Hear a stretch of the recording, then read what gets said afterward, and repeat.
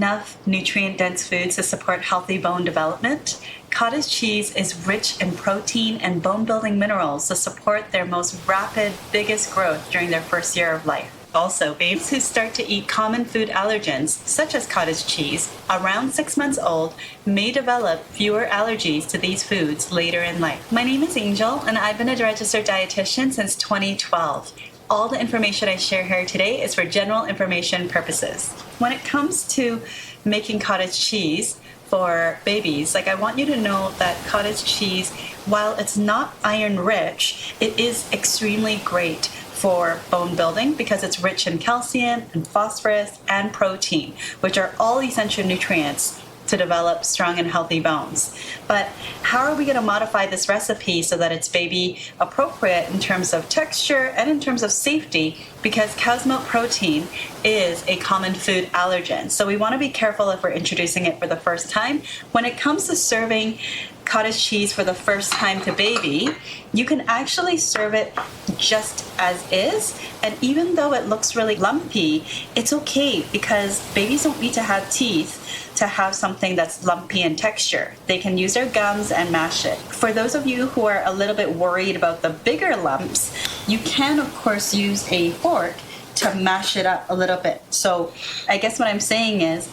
you can either serve it exactly as is, or you can choose to use the fork to mash it to get rid of those really big lumps. And some people might choose to put the cottage cheese through a blender as well, though that's not really necessary to have a puree consistency. So this is as much as you can modify it. And it's nice and moist.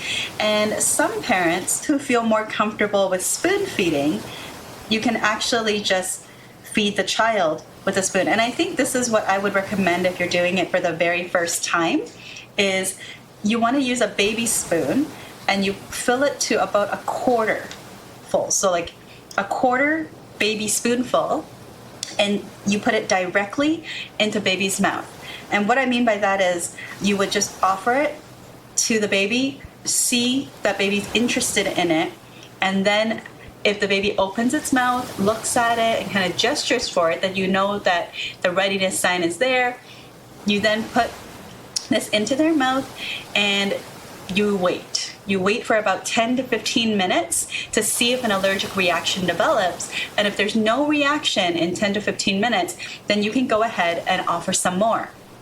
Now, that would be the first successful exposure where no allergic reaction happens, and thereafter you would then continue to offer foods with cow's milk protein regularly. So it could be 2 to 3 times a week, so that tolerance to this particular food protein is maintained.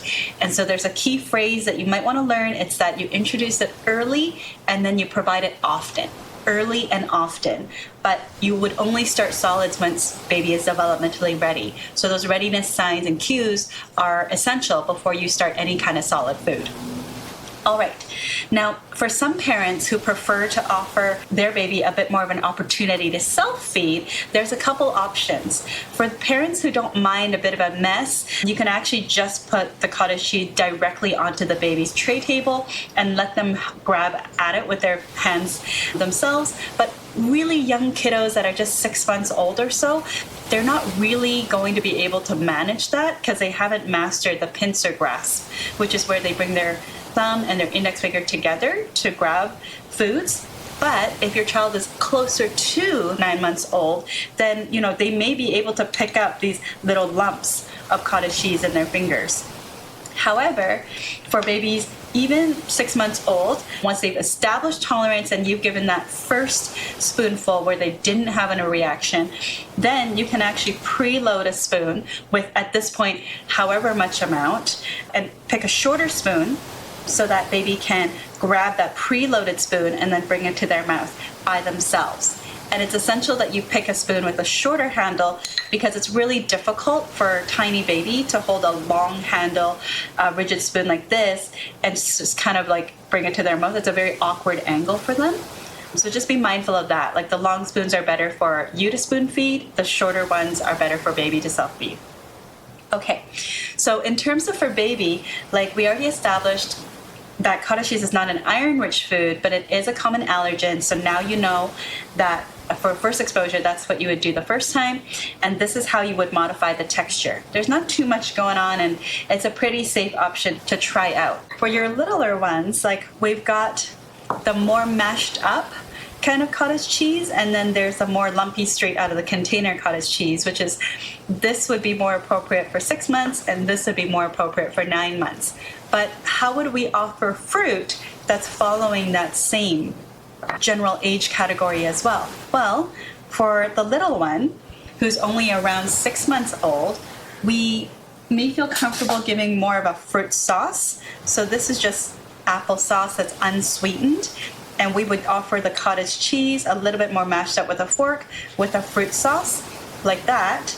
And then for an older child around the 9-month mark who has the developed pincer grasp where the index and the thumb go together, we can offer the fruit that we would serve the older kids and the adults, but we can cut it up so it's about the size of a finger knuckle. So it would be these smaller pieces that we can put.